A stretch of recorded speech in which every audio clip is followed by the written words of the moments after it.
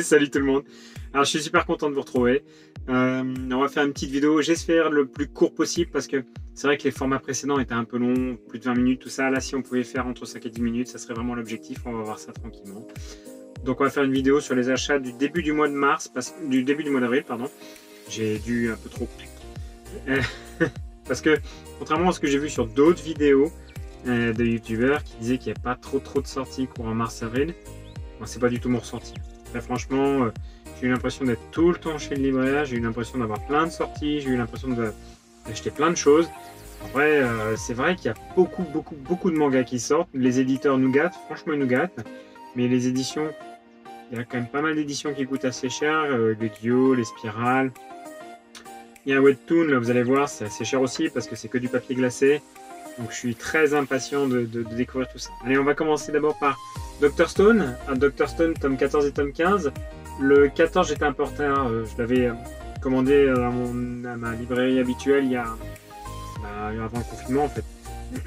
Et du coup, comme ils sont toujours pas ouverts, j'irai probablement aller chercher plus tard. Le spin-off de Dr Stone, donc avec son père sur Bakuya. Je sais pas ce que ça vaut, je l'ai pas encore lu. J'espère que c'est du même niveau que la série Dr Stone. Le scénario et les dessins, c'est toujours Boichi. Et après, écoutez, on va voir ce que ça donne. Pour l'instant, je peux pas vous dire. On poursuit avec Demon Slave. Alors, j'ai pas lu le tome 1 encore. Demon Slave.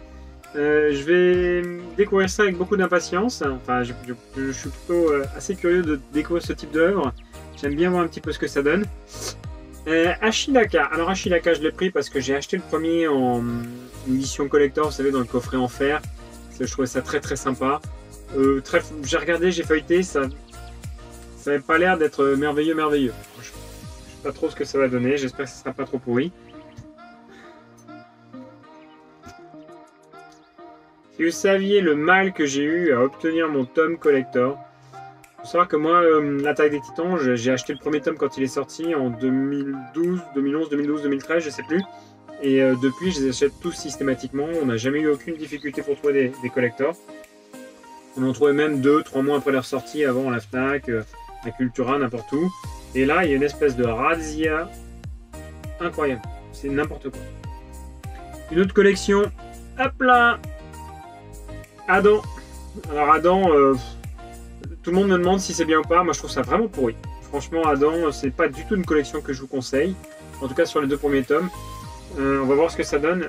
Les jaquettes sont toujours aussi merveilleuses. Alors là, en revanche, c'est vrai que franchement, les jaquettes sont vraiment merveilleuses. Mais l'histoire en elle-même, franchement, ça... Journée Beyond Heaven, tome 3. Les 2 premiers étaient assez sympathiques.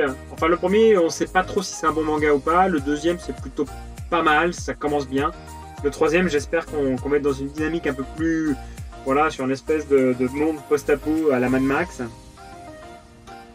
Ouais. Vagabond, tome 37. Le mien est abîmé, donc j'ai repris celui-là. Une nouvelle collection. Hop là!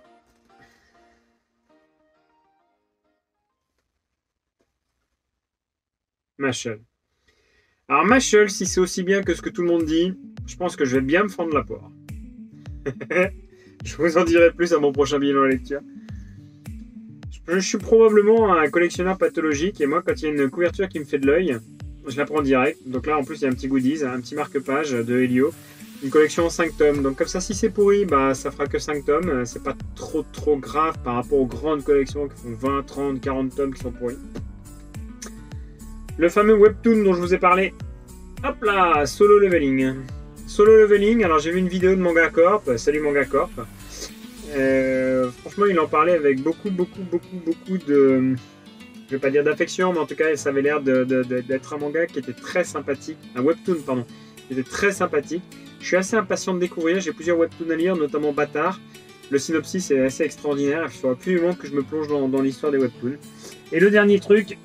Ouf, j'ai profité d'une offre, hop là, de chez Vega, avec l'achat des tomes à 3 €.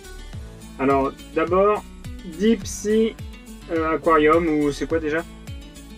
Deep Sea Aquarium Magmel. Voilà, donc ça c'est les tomes à 3 euros. C'est chez Vega. Je pense qu'il faut vraiment, si vous êtes un petit peu intéressé par la licence, par ce type de licence, faut pas hésiter à utiliser ces promotions-là parce que ça dure pas tout le temps. La deuxième, Kamuya Ride. Donc il y avait que les deux premiers qui étaient à 3 euros. J'ai pris le troisième parce qu'il n'y en a que 3 pour le moment qui sont sortis.